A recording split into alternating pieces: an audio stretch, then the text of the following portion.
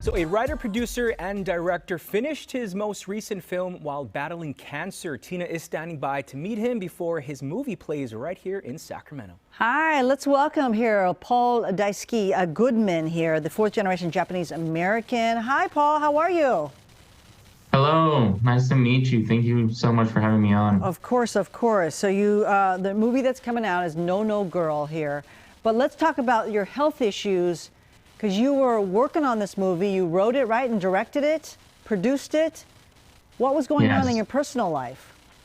In 2020, at the end of 2020, at the height of the pandemic, my leukemia relapsed. I was initially diagnosed in 2016 when I was 25 years old, and I did an entire treatment. Getting through that leukemia, it was 3 years of chemotherapy, and it was really intense. Yeah. And to get through it, I kind of just started focusing on what I could do in the hospital room, just writing scripts and editing and working on, our passion projects that kind of we put to the wayside when we were working in the film industry. But when I was diagnosed, all that came to an end, and I had to change course to figure out who I wanted to be at that point. And so 3 years later, after my initial diagnosis, we would shoot our first feature film, or my first feature film, and that was Evergreen. And a year later, after remission and everything, I would relapse, and that's when things got really intense, and I was put through more chemotherapy and radiation treatment, and eventually a bone marrow transplant. And during that time, I was writing and working on how we could shoot another movie that ended up being No Girl. No Girl. So No Girl. Tell us something about you can't bury secrets, or something about, what was that saying that you had? There's secrets in the backyard. Yeah, this is a story that is very, I grew up hearing this story in my Japanese American community all the time about things that were lost or burned or buried or stolen during the incarceration of Japanese Americans in World War II. And our movie follows our main character and the discovery that her family has in fact buried things in their backyard in the home that they lived in before they were evicted and sent away to camp.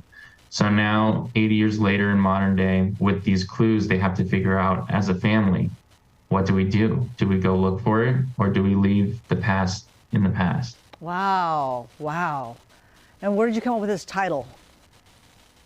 No Girl is a derivative of No Boy, which is a very, it's a very heavy and triggering word in the Japanese American community. It references the fact that not only were they incarcerated for what they look like, but they also had to sign these loyalty questionnaires that asked them totally inappropriately, unconstitutionally, will you fight for the American government, and will you forsake all loyalty to the Japanese Empire?